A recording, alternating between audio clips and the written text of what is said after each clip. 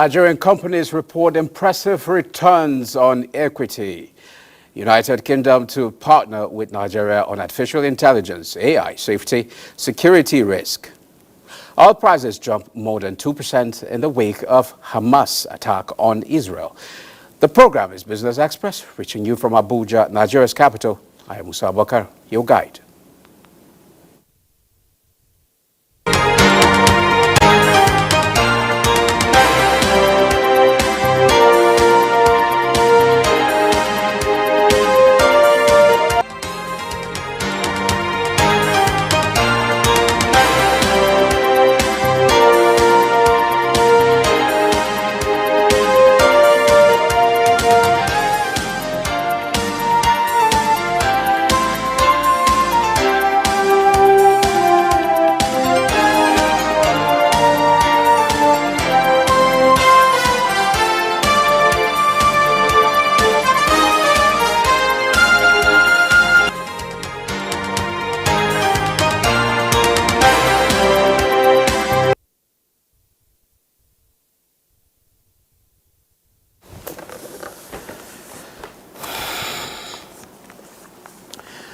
Well, let's begin by telling you that the Nigerian Customs Service has seized contraband goods worth over 200 million naira in Ogun State. Hakim Jimo reports that the Acting Comptroller General of Customs, Bashir Adewale Adeni, made this known in Abuja, the Ogun State capital.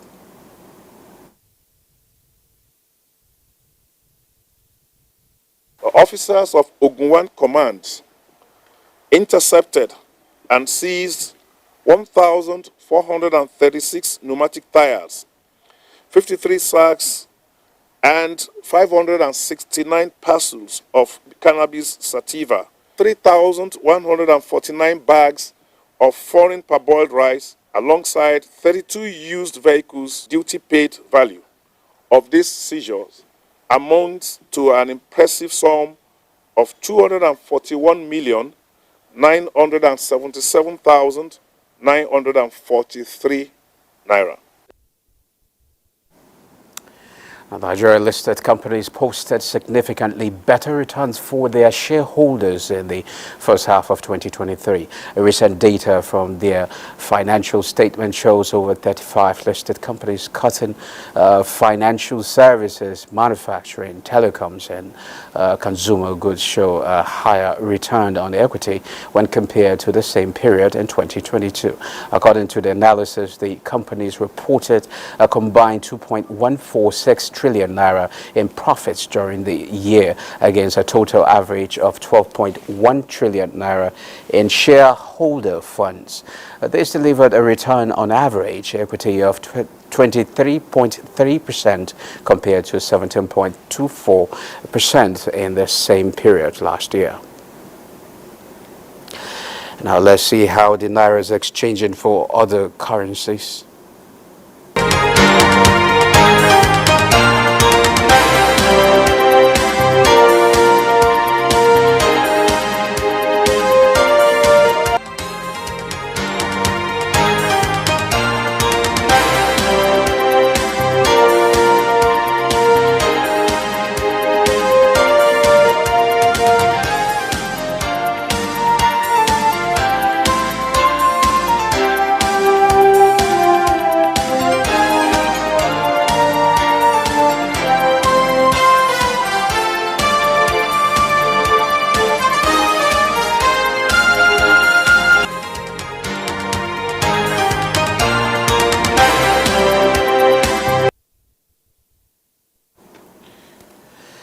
The government of the United Kingdom has announced plans to partner with the Nigerian government on artificial intelligence, safety and security risk attached to the models.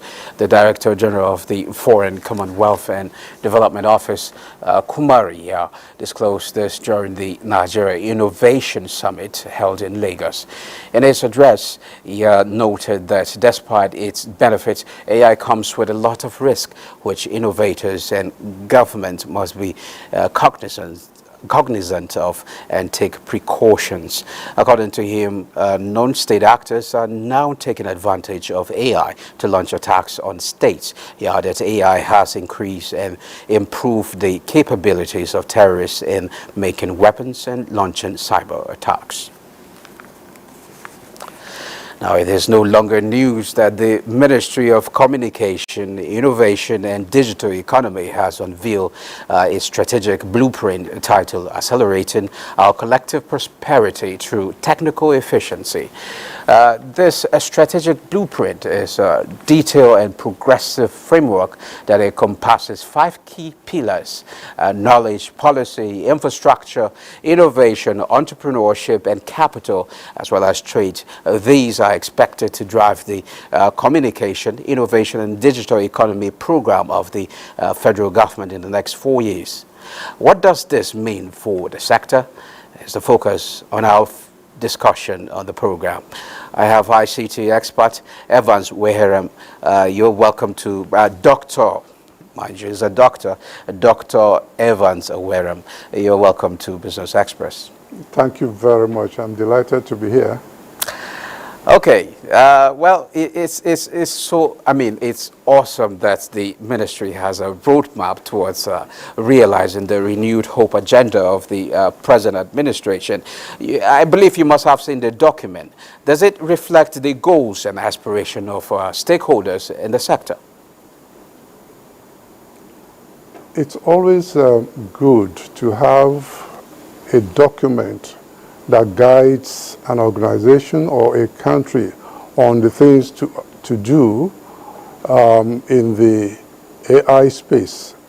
The document we're talking about is a very good one by the Ministry of Communications, Innovation and Digital Economy. It's a strategic blueprint on how to move the country forward with regards to information technology.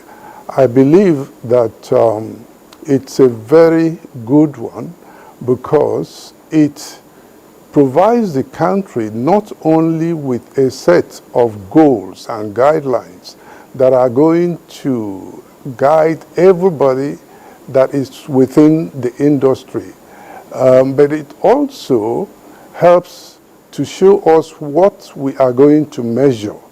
I think that, to me, is very audacious, very, bold. For the first time, somebody is telling us not only what needs to be done within that ministry, but he is also telling us what we should measure him by, because this now is in the public domain, and as a result of that, we are going to actually use that to judge the extent to which he has been successful, the extent to which the ministry has accomplished most of those laudable things it has presented as things it needs to do.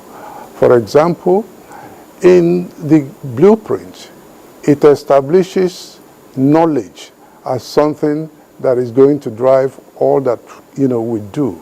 So knowledge is one of the 5 pillars of that blueprint.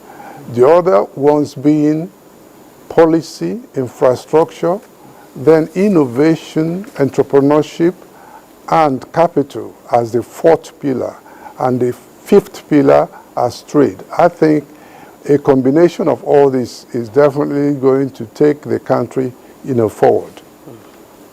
Okay, I'm excited about this document because it targets to train like 3 million technical talent and upscale digital literacy to 70% by 2027. How feasible is this?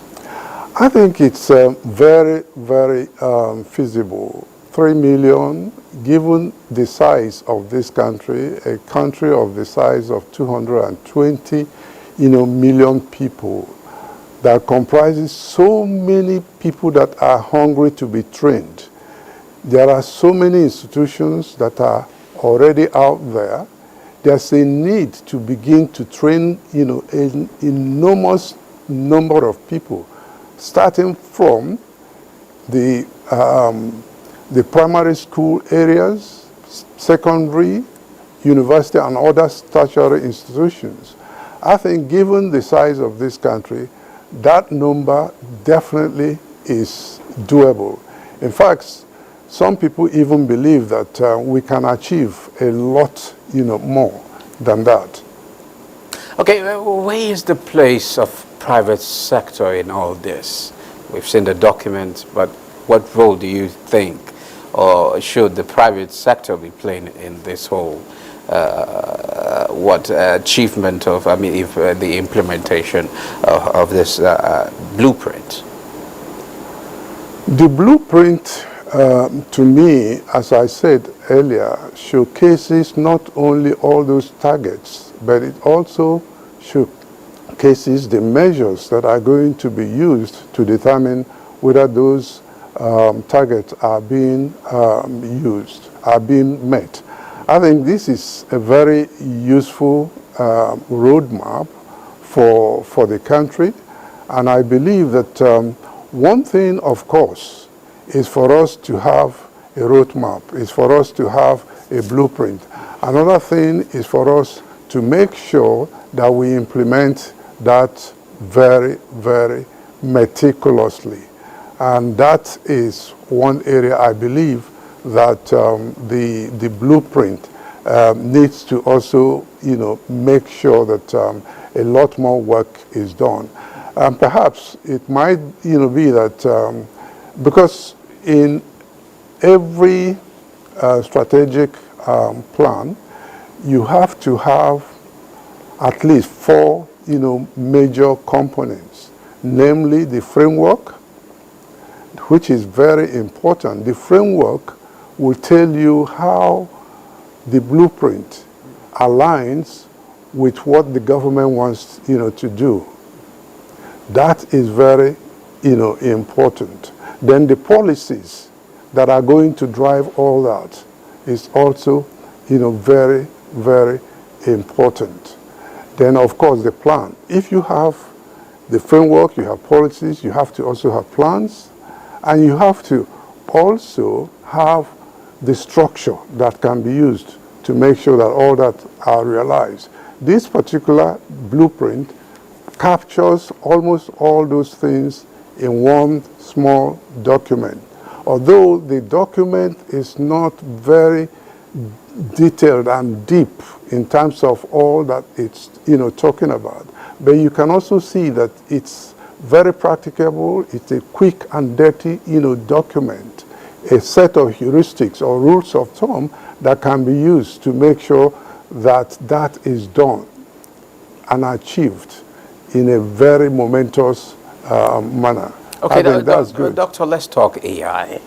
Artificial intelligence is what is shaping what we do and how effective it gets done today. How much of AI can we take advantage trying to improve, let's say, security, trade, agriculture, and governance?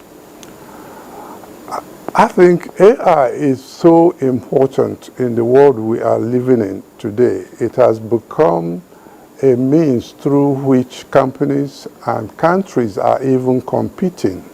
Today, a lot of countries out there are investing enormous amounts of money.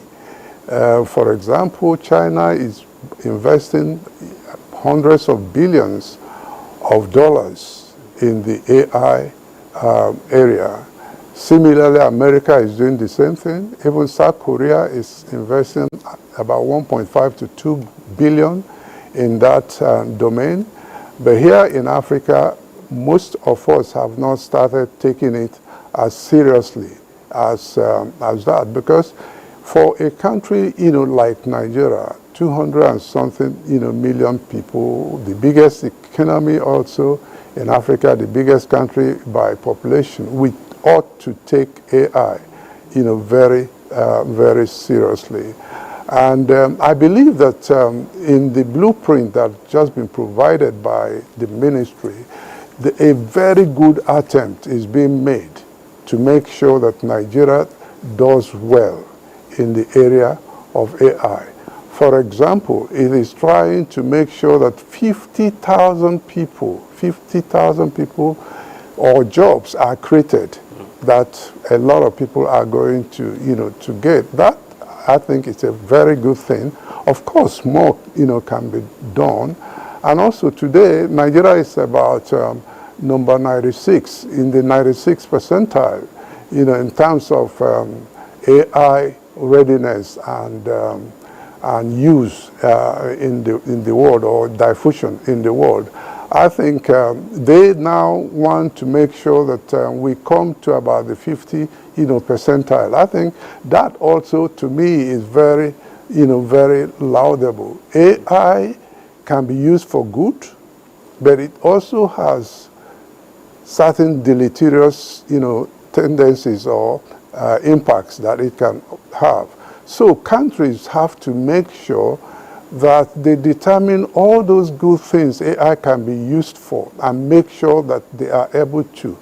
AI is so important. Nigeria needs to take it absolutely very, very seriously in terms of what we can use it to achieve.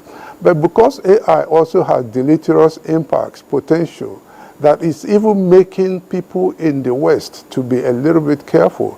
For example, Professor Jeffrey Hinton, who used to work for Google and was, one of those that are making, strident effort. Doctor, I'm afraid. Sorry? It's like the time there's allocated to us somehow elapsed. So I think AI is a very interesting conversation, and we will continue this conversation, Moses, with the fact that you are an AI expert. So I think we will talk more about AI, but maybe in part 2 of this conversation. Thank you very much, Doctor. Thank you very much. Thanks for having me. Now moving on, gold jumps as investors dash for safe harbors after Middle East clashes. Let's see how other commodities are trading around the globe.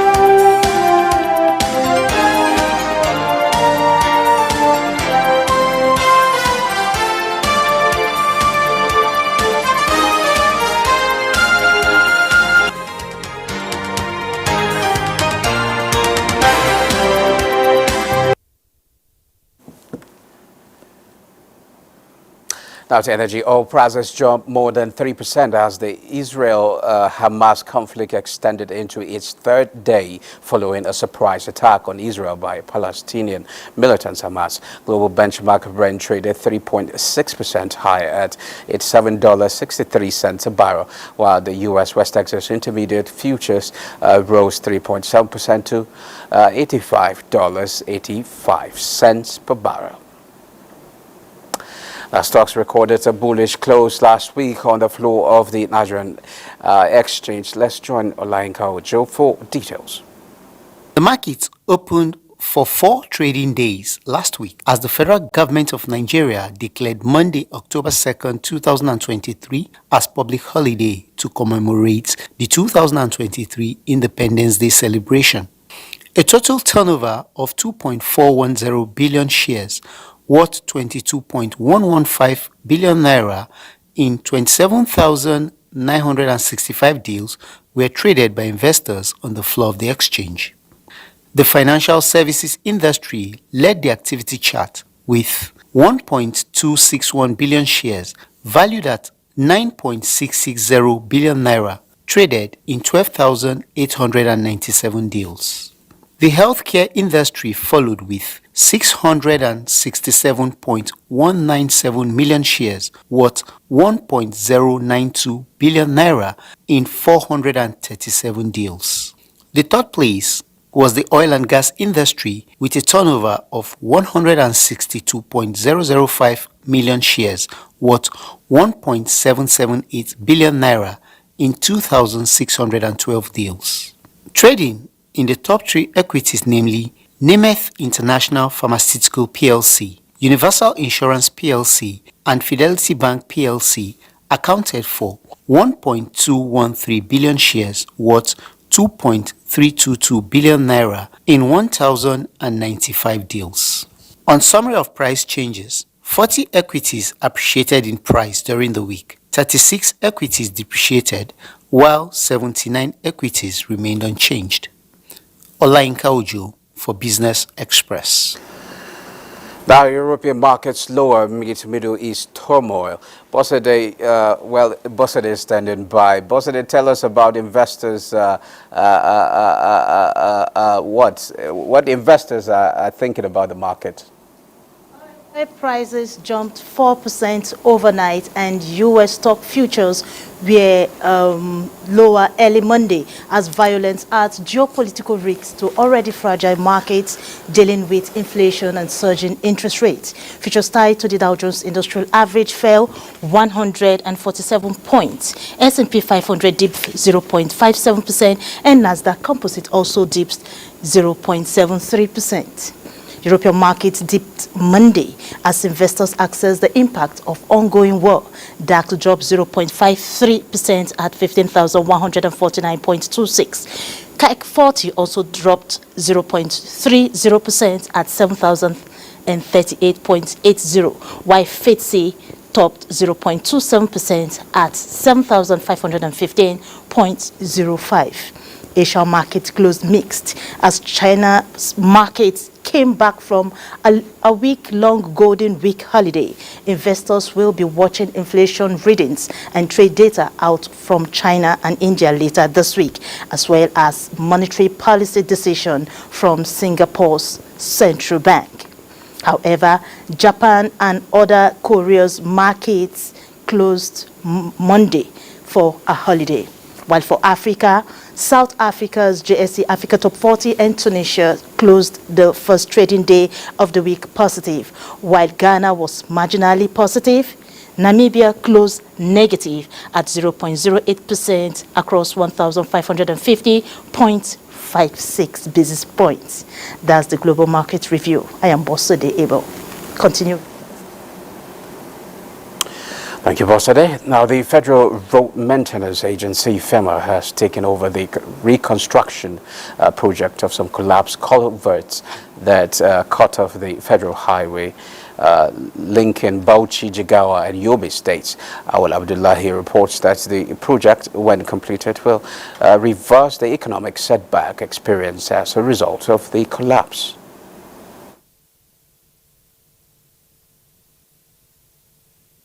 We had challenge with this road last year during the flood. About 5 locations got cut off and people cannot pass. We have to backfill it with lateral so that people can manage to pass. We are going to do 3-cell box culvert and 2-cell box culvert at these 2 locations. The remaining 3 locations, we are still waiting for approval so that the road will be motorable for the road users. On behalf of our entire communities that are going to benefit on this road, we are extending our gratitude thanks to the federal government of Nigeria. The Global Wind Energy Council says Africa will hit 86 gigawatts of installed capacity on the expansion of wind energy projects to 140 across the continent. Analysis of the continent's project pipeline finds that capacity could increase by more than 900%, with 140 projects planned across Africa. The council, through its Africa Wind Power Initiative, launched the inaugural Status of Wind in Africa report, which provides a stock take of the wind industry in Africa and delivers a forecast of the continent's wind energy pipeline. The Status latest report identifies 83 installed wind farms across Africa, providing 9 gigawatts of clean power and providing the foundation for policy discussions and project development to build on and drive the region's wind development forward through the rest of this decade.